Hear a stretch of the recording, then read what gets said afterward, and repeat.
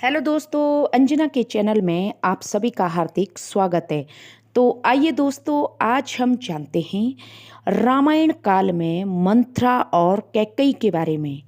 जी हाँ दोस्तों, मंथरा के बारे में। मंथरा जो थी वो कैकई की सबसे विश्वास पात्र दासी थी। दोस्तों, वो बचपन से ही कैकई के साथ, कैकई जो राज्य था वहाँ से आई थी। इसलिए जब कैकई का विवाह राजा दशरथ के साथ हुआ तो वो भी कैकई के साथ अयोध्या आ गई। दोस्तों, मंथरा बहुत ज़्यादा ईर्ष्यालु किस्म की औरत थी। वो दूसरों से बहुत ज़्यादा ईर्ष्या करती थी। वो अपने से ज़्यादा शक्तिशाली किसी दूसरे को देखना पसंद नहीं करती थी। इसलिए जब महाराज दशरथ ने राम को राजा बनाने की घोषणा की तो उसने कैकई को भड़काना शुरू कर दिया। उसने कहा कि भोली रानी, यदि राम राजा बने तो कौशल्या बनेगी राजमाता और तू बनेगी कौशल्या की दासी।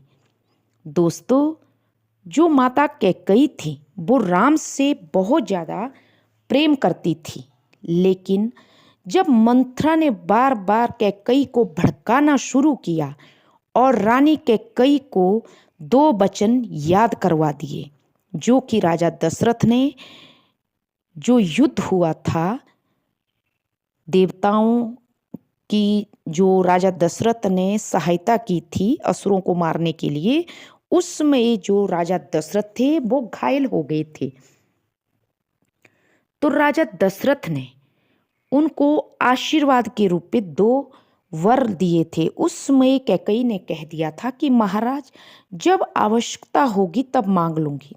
आज कैकई ने वो दो वर याद दिलवा दिए।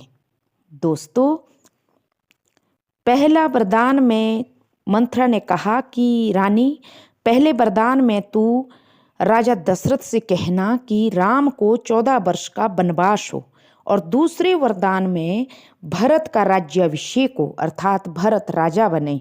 दोस्तों, होना तो ये चाहिए था कि जो कैकई थी वो एक बहुत अच्छे घराने से थी, वो तो रानी थी, उसको मंथरा की बातों में नहीं आना चाहिए था। लेकिन मंथरा बहुत ज़्यादा चालबाज थी।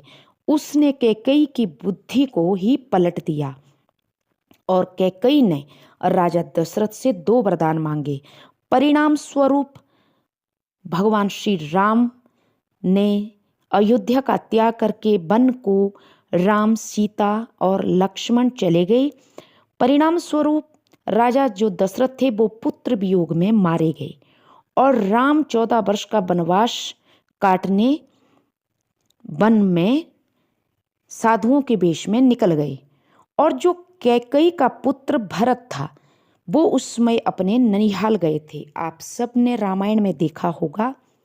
तो कैकई का जो पुत्र भरत आया, उसने अपनी माँ का त्याग कर दिया जब उसको सारी सच्चाई का पता चला, और कैकई पूरी जिंदगी भर पछताती रही और उसने, भरत ने मंथरा को भयंकर श्राप दे दिया और मंथरा उस स्थिति के बाद सड़ सड़ कर मरी। दोस्तों, पूरे अयोध्या में सन्नाटा छा गया। घर की बहू घर पे नहीं रही, घर के दोनों बेटे चले गए।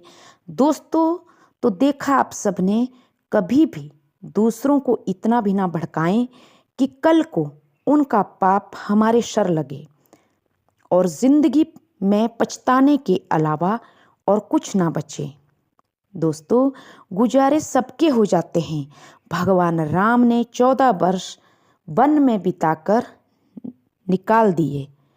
दोस्तों, राम को वनवास ना होता तो वो भगवान ना बनते, ऋषि मुनियों का उद्धार ना करते, राक्षसों को ना मारते, वानरों का उद्धार ना करते, राम सेतु ना बनता समंदर के ऊपर, रामेश्वर जो उन्होंने ज्योतिर्लिंग की स्थापना की वो भी ना बनता समुद्र किनारे।